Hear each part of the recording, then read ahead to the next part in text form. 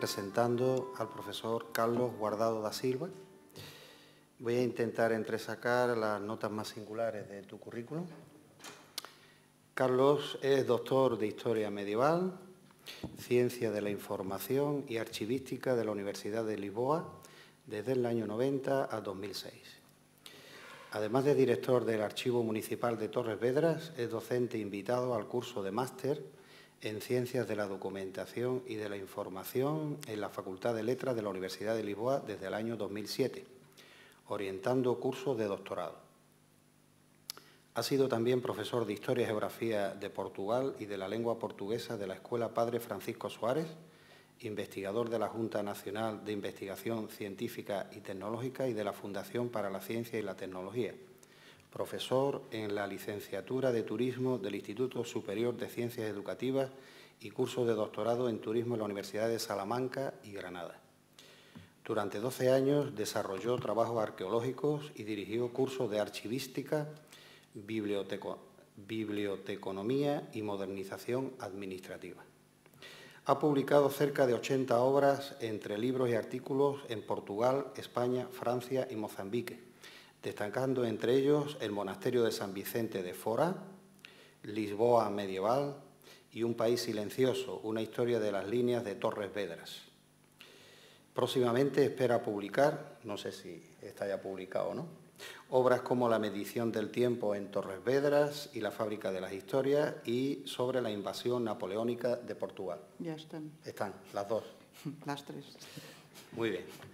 Pues nada, entonces comenzamos, Carlos, con tu comunicación. La ciudad de Lisboa en la preparación de la conquista de Ceuta. Cuando quieras. Muchas gracias. Buenas tardes a todos.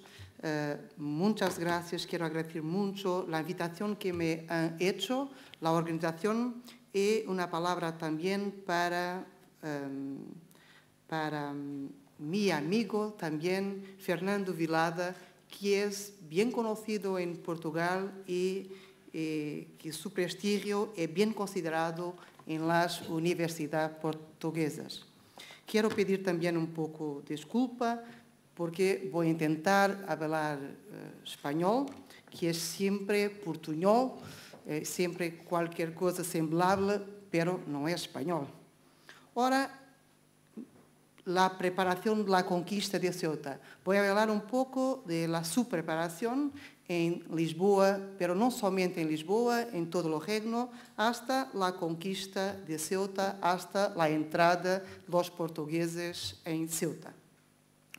Ahora, firmado el acuerdo de paz, vamos a intentar si aquí, sí.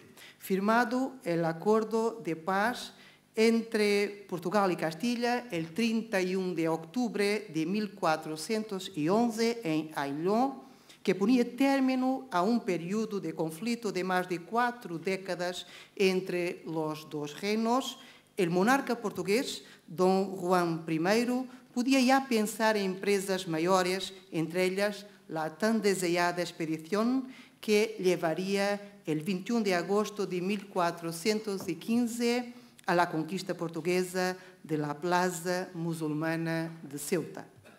La conquista fue planificada pormenorizadamente a lo largo de 6 años desde la decisión regia que se remonta al menos a 1409, testimoniándose los acontecimientos siguientes. En 1411, Dom João I pidió al Papa de Aviñón, Juan XXIII, el antipapa, el auxilio de las órdenes militares para la guerra contra los musulmanes. Entre este mismo año o en el siguiente, el soberano transmitió a los infantes sus intenciones. En 1412, el rey envió una embajada a Sicilia con la misión oficial de ofrecer a la reina una alianza matrimonial con el infante don Pedro que avalan la continuidad de la intención de tal empresa al permitir al prior del hospital, don Álvaro Gonçalves Camelo, y al capitán de mar, Afonso Furtado, bien en la ida o bien en la vuelta, conocer las condiciones de defensa de la ciudad, así como las características del litoral para el desembarque en un acto de verdadero espionaje militar, y así se entiende que hayan fondeado en la ciudad en la ida durante un día y una noche,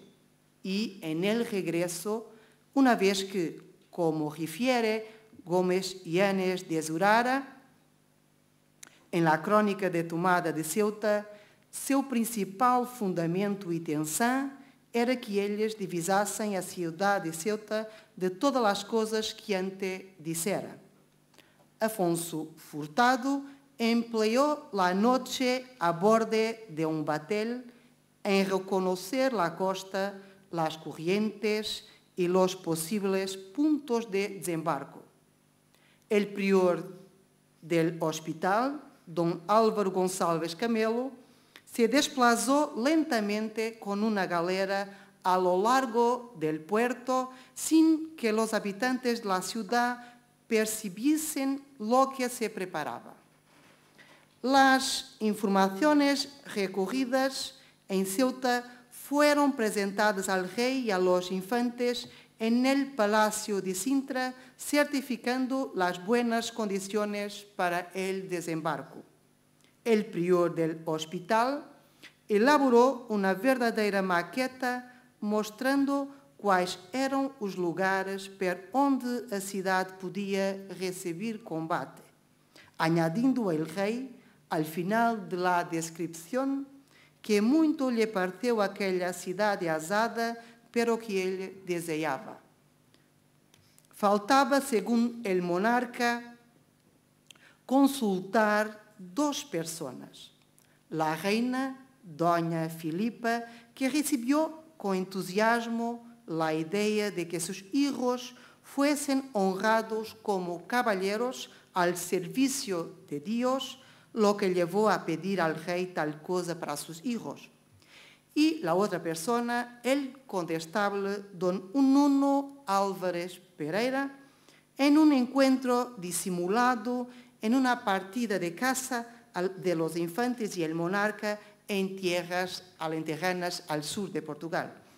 Y faltaría aún la consulta de los privados del rey, aquellos que integraban su consejo, el Consejo Royal, acontecimiento que tendrá lugar en Torres Vedras antes de las festividades del Día de Santiago, 25 de julio, aunque la crónica diga Día de San Juan, alrededor los días 23 y 24 de julio de 1414, regresando el rey a la capital, Lisboa, el día 26.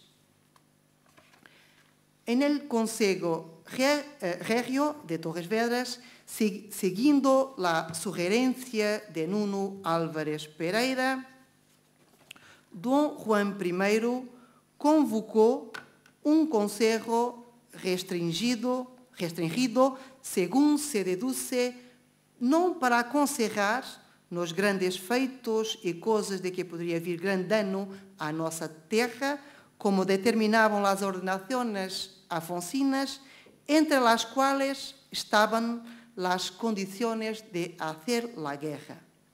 Una ausencia en la Chancillería Regia que marca presencia en la crónica de la tomada de Ceuta, sino para comunicar su decisión cuando la fragmentación política se hacía notar en el norte de África.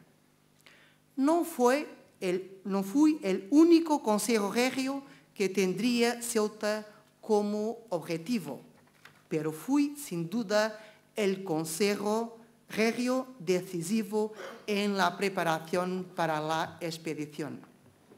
Para esta reunión fueron invitados, entre otros, el conde de Barcelos, el condestable, los maestres de las órdenes militares, que no hacían parte del Consejo Regio, cuyo auxilio solicitara el antipapa en 1411, el mariscal Gonçalo Vaz Coutinho, el alférez João Gomes da Silva y Martín Afonso de Melo.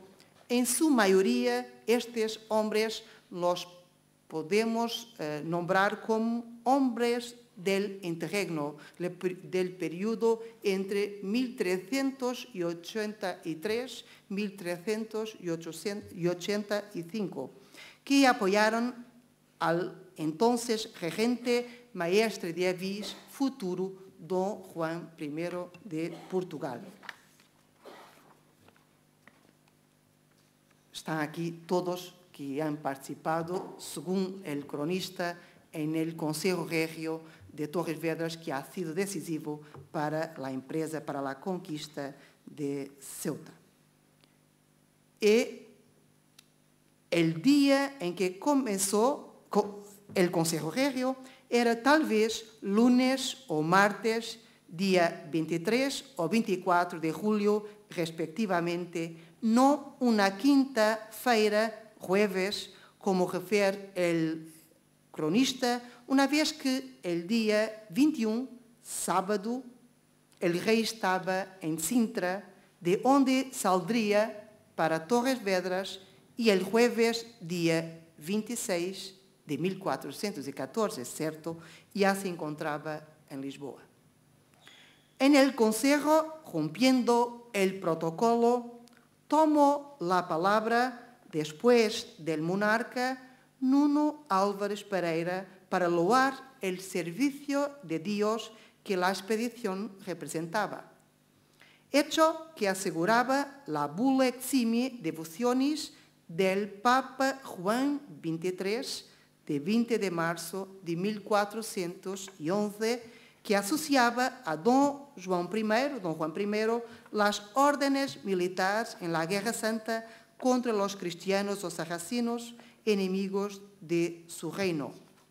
Bula de cruzada que legitimaba también la figura de Don Juan I en el trono de Portugal y reforzaría su papel en el cuadro de los reinos ibéricos y de la cristiandad proveniente del Papa de Roma en pleno cisma, el mismo Papa que el monarca portugués casi siempre apoyó.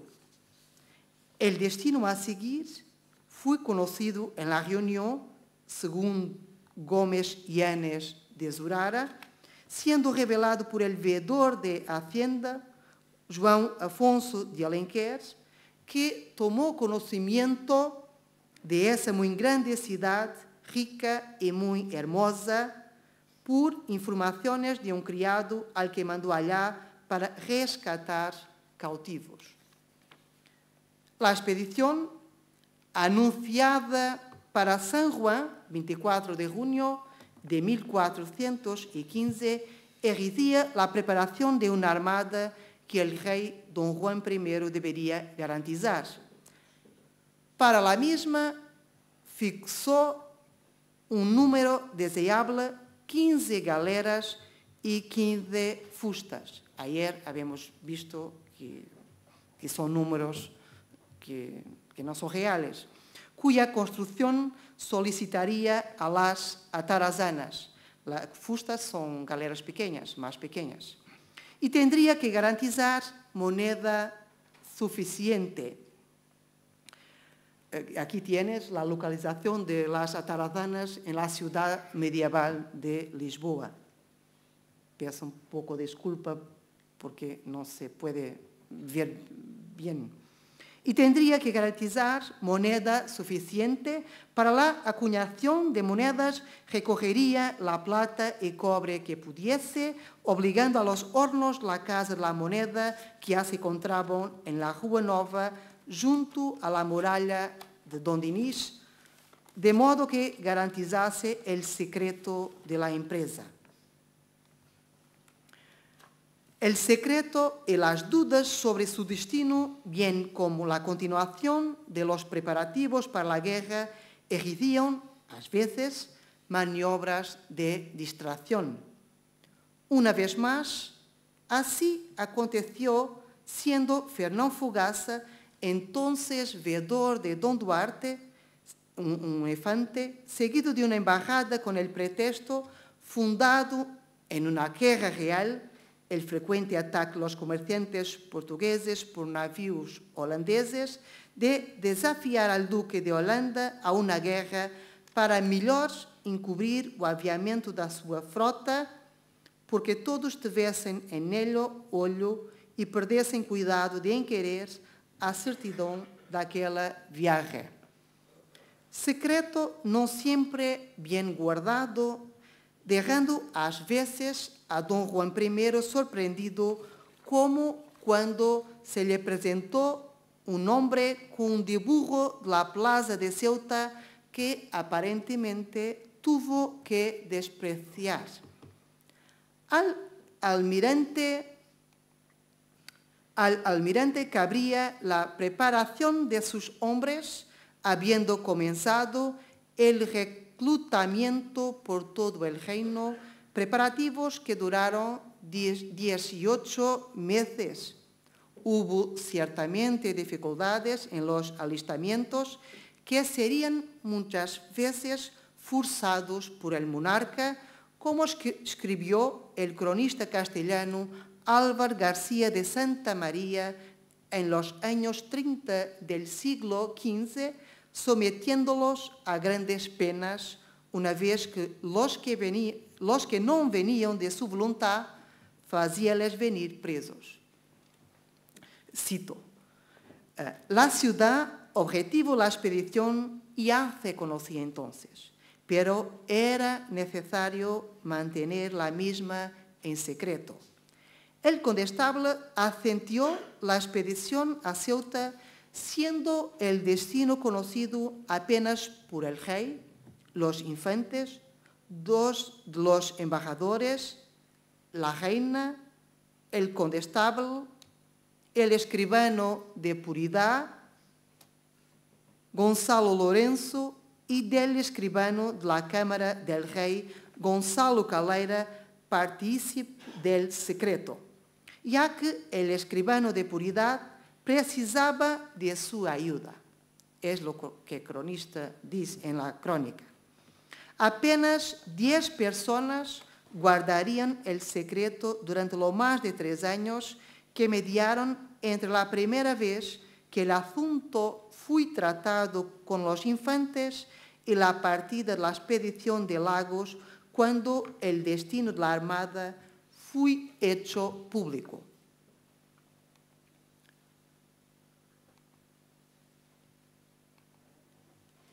Lagos tienes aquí al sur. En el país se juntaban los hombres. O conde de Barcelos, Dom Afonso, organizaría os de Entre Douro e Minho, al norte. El infante Dom Henrique, con os cuadernos de los alistamientos e a colaboração de todos os codeiros e anadéis, vigiaría a contribuição das beiras e tras los montes. Contingentes que embarcarían en Oporto, al norte, aquí en Oporto. Es el punto de partida hasta Lisboa. Don Pedro juntaría los soldados de Extremadura entre Tajo y Guadiana y Algarve, organizando su embarque en Lisboa. Un papel crucial del infante que continuaría en la conquista de la ciudad, pero que el cronista silenció, dada la mala memoria del antiguo regente en el momento de escribir la crónica tras Alfagobeira.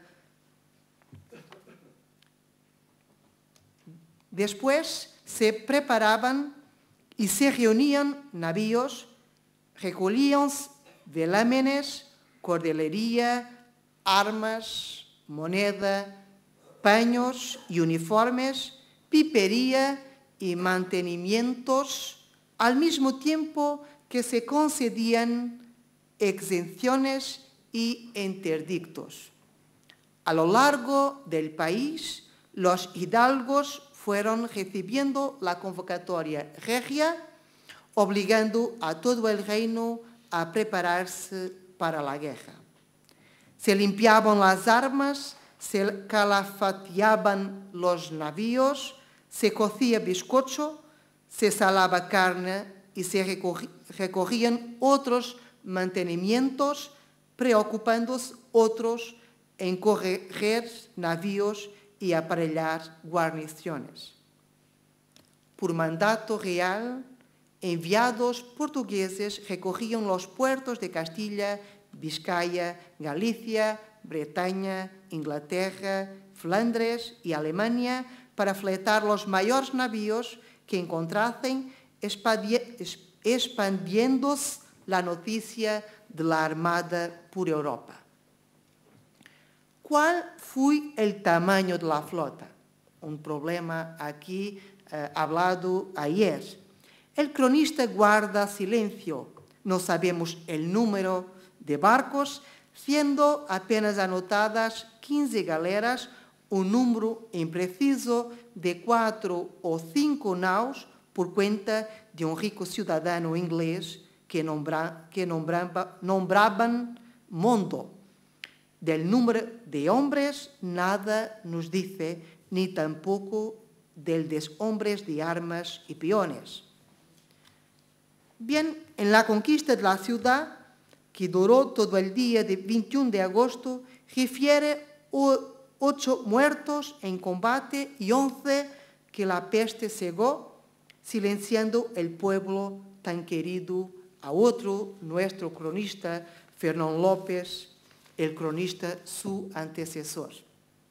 De este modo, los números bastante dispares se sitúan entre los 190 y 2.070 barcos y entre los 33.500 hombres y los 50.000 soldados.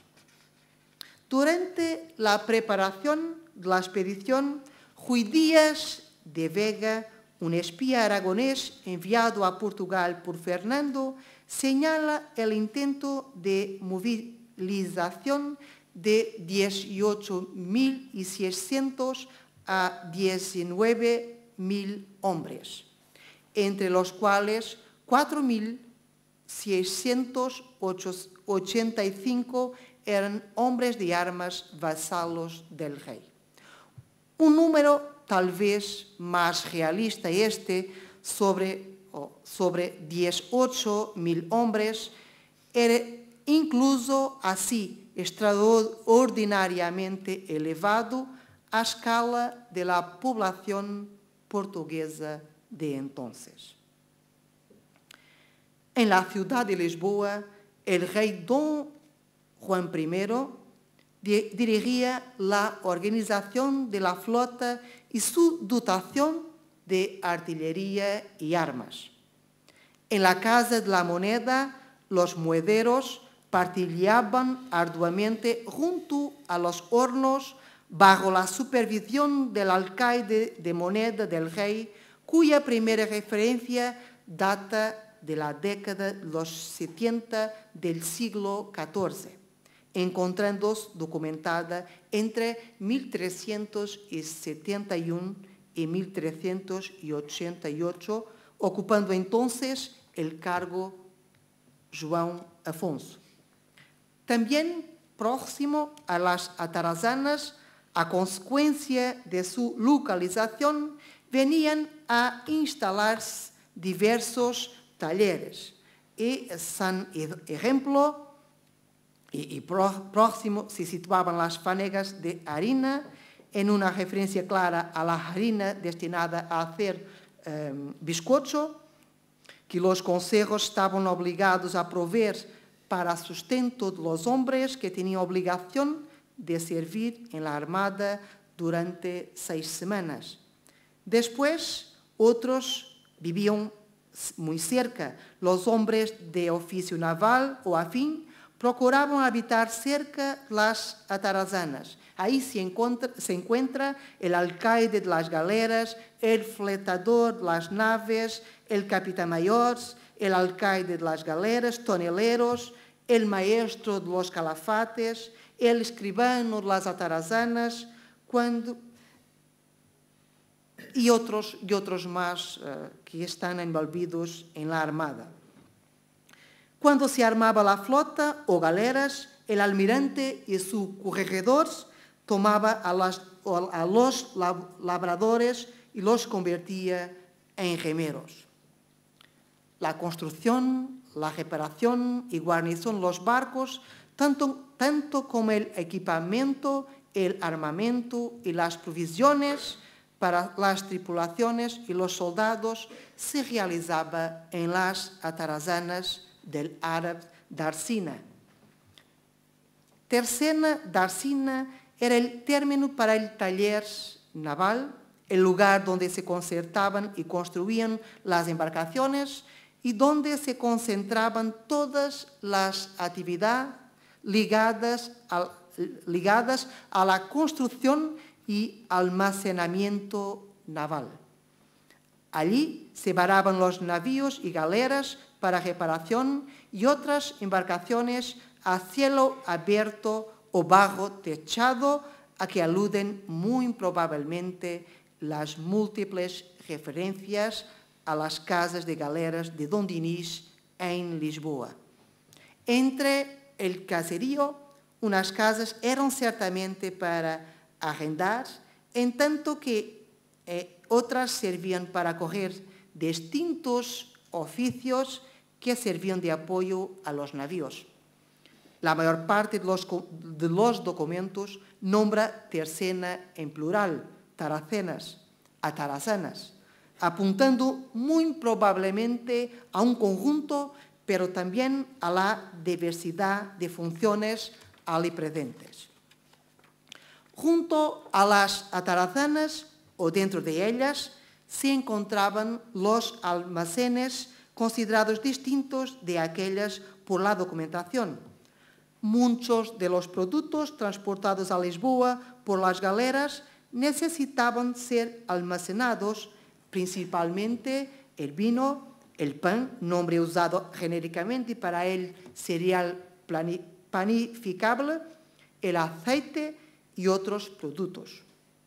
Más allá de la necesidad específica de espacio de almacenamiento para productos de abastecimiento, su conservación en almacenes permitiría, en caso de necesidad, una intervención regia con la intención de poder controlar los precios.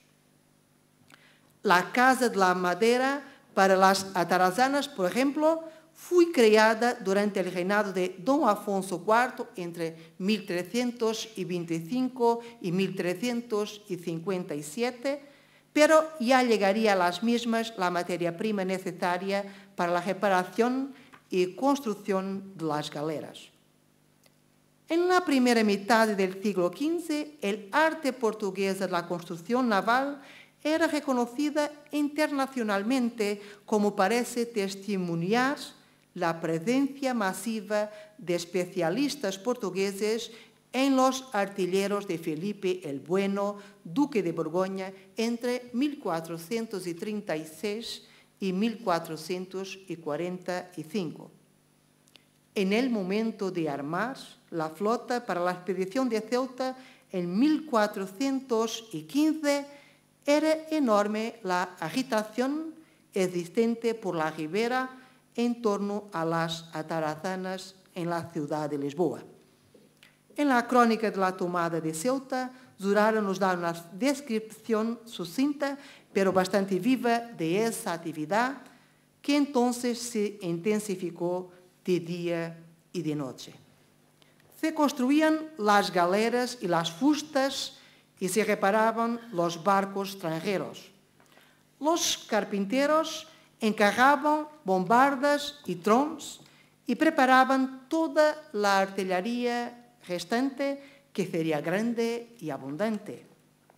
Los calafates, a quien competía impermeabilizar los cascos, las cubiertas y los tejados de los navíos también asumían la limpieza de las algas y los lodos que permitían aumentar la velocidad de las galeras, exigiendo simultáneamente un menor esfuerzo a los remeros. Su destacado papel justificaría los innumerables privilegios alcanzados, entre los cuales se encontraban el de servir como galeotes, aunque pudiesen servir también como petintales, esto es, carpinteros navales del puerto. Una necesidad de ellos notada también en su salario. En 1413, por ejemplo, los concejales de Oporto les dotaran de los siguientes salarios: al mejor, al día, 20 reales y comer; al no tan bueno, 15 reales y de comer; a los jóvenes, 8 reales. Menor salario tendrían los carpinteros, entre los 13 reales para los mejores o 12 reales. Para el arte de calafatear se exigía estopa en piedra, que era embebida en pez o brea, aceite, leña o carquesia, cuando no tojo, esteras, madera y clavos, preferentemente de cobre, ya que entre as águas e a umidade conservava mais substância sem se corromper, nem criar ferrugem e tão forte mais que o ferro, pero também sebo, betún e plomo, lino, algodão, esparto e palma.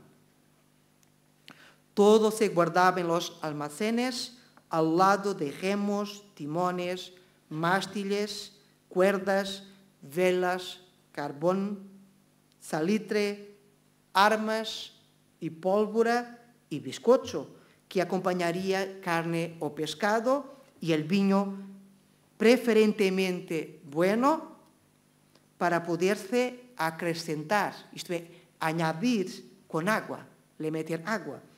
Incluso también el queso y la mantequilla, o las leguminosas, con referencia a las judías y habas. Toneleros, sastres, esquiladores y cordoneros trabajaban intensamente. En la distancia, los viejos observaban el bullicio de los mesterais, especulando sobre el destino de los navíos. Inglaterra, Francia, Castilla, Nápoles, Sicilia, Jerusalén, Brujas, Holanda o incluso Aviñón, sede del antipapa. Todos especulaban, excepto Judas Negro, un trovador judío, servidor de la reina Doña Filipa, que al escribir a un escudero del infante don Pedro, Martín Afonso da Atoguía, las novedades de la corte en trova, confesaba que los más experimentados entendían que el rey iría sobre la ciudad de Seta, pero las dudas permanecían en la mente de los monarcas extranjeros, llevando a Castilla y Aragón a enviar embajadores a Portugal cuestionando al monarca portugués acerca de sus propósitos, habiendo, sin embargo, sido tranquilizados con la respuesta. Respuesta, por cierto, que sería reforzada por una carta de Dona Filipa al rey de Aragón, su sobrino. Entretanto, llegaban a Lisboa extranjeros en busca de aventuras, como 3 hidalgos franceses y un varón alemán que traía con él 40 escuderos. Tras pasar 3 meses en las comarcas de Beiras y de Trás-os-Montes, don Enrique se dirigió a Oporto. En el puerto de la segunda mayor ciudad del reino se vivía en el mismo frenesí que en las atarazanas de Lisboa. Las calles y los caminos que llevaban allí estaban llenas de carros y animales de carga con armas y provisiones procedentes de las tierras de los hidalgos al norte. Allí llegaban arneses, lanzas, maderas, hierro, cuerdas, carne y vino que el trabajo de los mestrais transformaban o almacenaban, cuyo pago las gentes no vieron, al menos tan pronto como deseaban. Por eso mismo, los representantes de Oporto reclamaban su pago en Cortes de 1439. De Oporto salió una flota de 7 galeras con sus capitanes y un número incierto de naves, seguidos de navíos pequeños al son de trompetas y otros instrumentos. Se unirían a las 8 galeras armadas en Lisboa, fondeando toda la flota en Belém. Este es el nombre incierto, como he dicho. Justo en el festivo momento del embarque llegaron nuevas de la dolencia de la reina, que no escapara a la peste que desde enero arrasaba las grandes ciudades de Lisboa y Oporto. La partida tuvo lugar de Belém el día de Santiago, 25 de julio, santo patrón de la lucha contra los infieles. Partieran en dirección los musulmanes.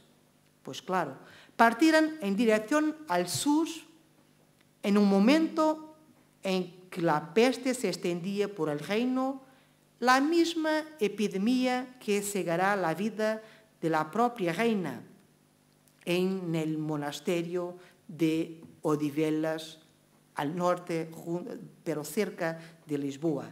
Recibió la noticia, la reina en el monasterio de Odivelas, recibió la noticia de que no solo don Pedro y don Enrique seguían en la expedición, sino también don Duarte, el príncipe, y el rey, por lo que mandó preparar 3 espadas guarnecidas de oro, aljófar y piedras preciosas para cada uno de los hijos.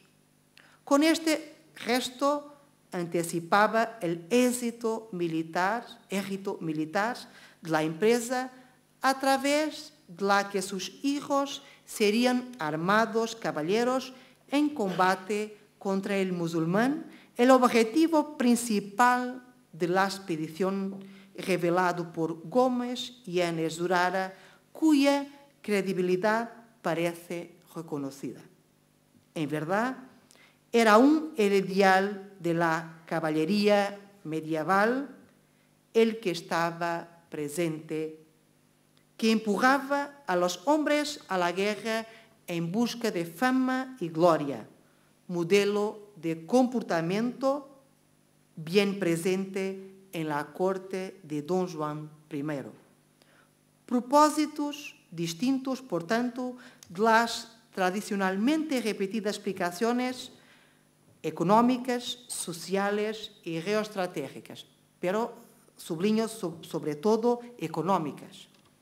Así, muchos de los debates de los que Durara se hace eco parecen adecuarse mejor a su tiempo que al momento de la conquista portuguesa de la ciudad.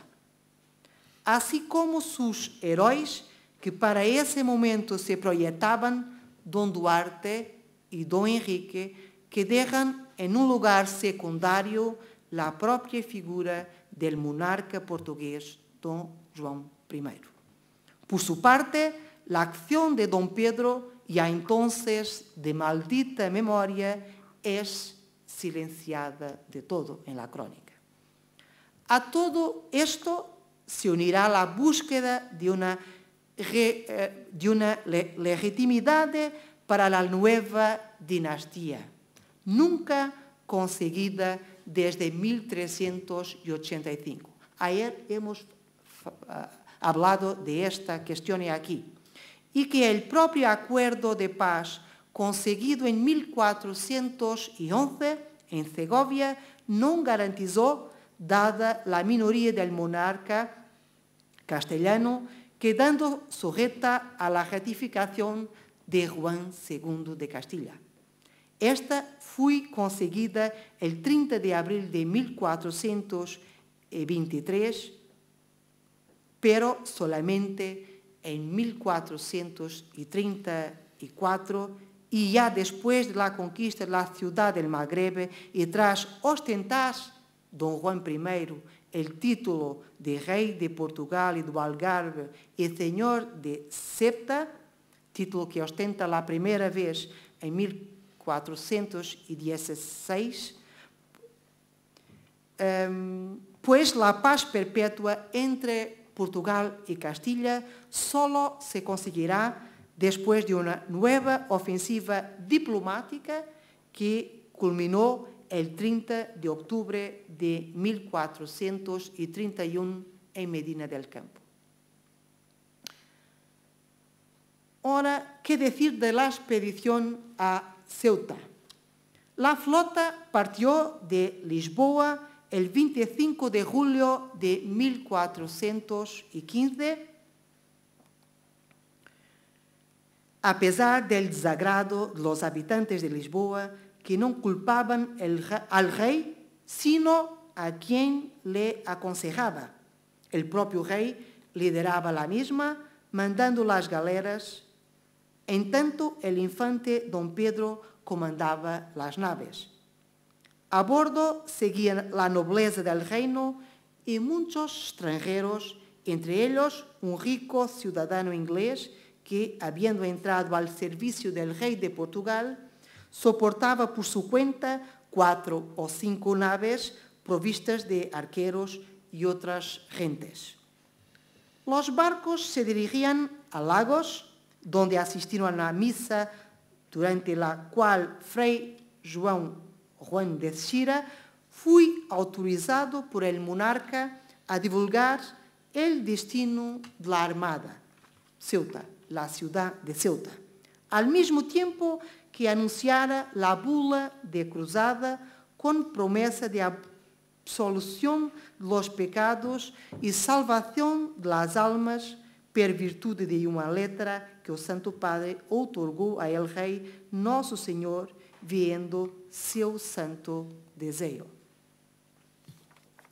Después, los barcos siguieron hacia Faro, donde esperarían una semana por la falta de viento. El 9 de agosto, la armada largó amarras nuevamente, habiendo pasado de noche el estrecho de Gibraltar, ancló en Algeciras, causando el pánico en la plaza de Ceuta.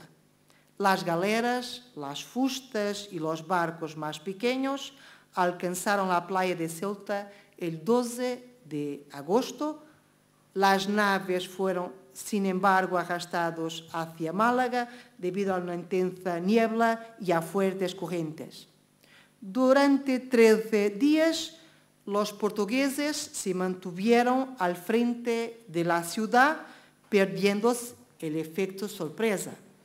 El rey volvió a reunir la armada en Punta Carnero, a la entrada de la bahía de Algeciras, donde también se volvió a oír al consejo. El 21 de agosto, los portugueses entraban por la puerta de Almina, tomando una ciudad con un castillo que no estaba cercado en la parte interior, en un momento de debilidad del poder de la dinastía berber merinida, en que eran muchos los problemas internos, agravados después del asesinato del sultán Abu Inan en 1359, acontecimiento que ponía fin al sueño merinida de la unificación del Magreb.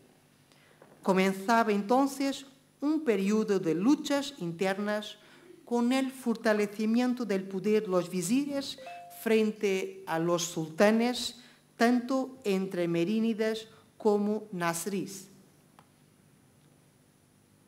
El domingo siguiente, el 25 de agosto, la mezquita mayor fue transformada en iglesia para celebrar en ella la Eucaristía y la tan esperada ceremonia. Finalmente, pudo don João I armar solemnemente a sus hijos, don Duarte, don Pedro y don Enrique, caballeros, cumpliendo de este modo el mayor objetivo de la empresa, al mismo tiempo que la victoria de Ceuta permitía reforzar y, de cierto modo, legitimar el reino y al primer rey de la dinastía de Aviz, camino iniciado años antes en Aljubarrota en 1385. Legitimidad que integraba el espíritu de cruzada y que también el Papa de Roma ambicionaría ciertamente. Al final, si Lisboa hizo a don Juan I rey, en consonancia con la segunda manera como se ganaba el reino derechamente, según las 7 partidas, la conquista de la ciudad de Ceuta lo legitimó. Muchas gracias.